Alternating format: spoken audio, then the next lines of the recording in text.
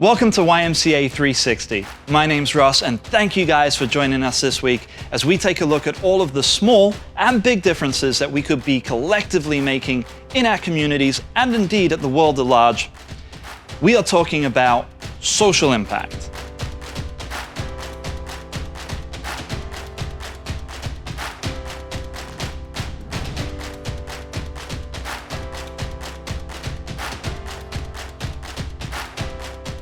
To kick this series off, I thought it would be a great idea to first define what we mean when we say social impact. Social impact takes many different forms, but the overall effect of it is that our efforts result in the betterment of our communities, be it our school, our neighborhood, or society at large. The goal is to improve the quality of life around us. There are loads of things that we could all be doing to make our communities a better place, and I bet you that you already have a million ideas buzzing around your head.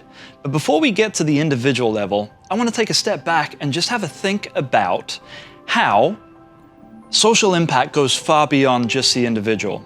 Indeed, right now we see that there are many big multinational corporations out there that are including social impact mission statements as part of their brand. These efforts of these big companies have a tremendous impact because of their financial power.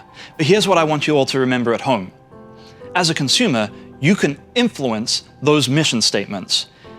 Those companies are relying on all of us to buy their products and use their services. In this way, we choose with our wallets which companies are going to be successful based on some of those shared values. Companies that have social impact agendas are more motivated than ever in an increasingly socially conscious and consumer-savvy society. Whether their efforts are motivated purely by the good PR they can generate, or they are genuinely behind those causes that they support, one thing is for certain, that you as a consumer, choosing and supporting companies who align with your social values, you will be having every bit as much social impact as the company themselves. Wow. And who would have thought that just by thinking about where we shop and what services we use, we could personally be having such a social impact. We could all be making a big difference just being selective about where we spend our money. Now listen, I'm not going to tell you where to shop or how to spend your money. Sometimes what we do is limited by our geographical location or how much money we have to spend. And that's okay, because this is just one of the many different ways that you could be having a social impact. We'll talk about other ways in future episodes. But for now, if you are able, I'd like you to do some investigating of your own. Start by taking a look at the shops that you're already using. Do they have a charitable arm of their organization that's already making a big difference in the world?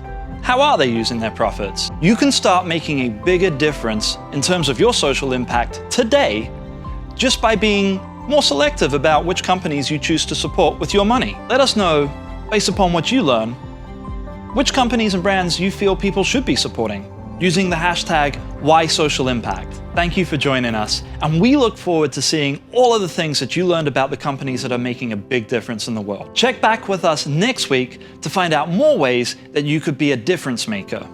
And don't forget, make it a great day.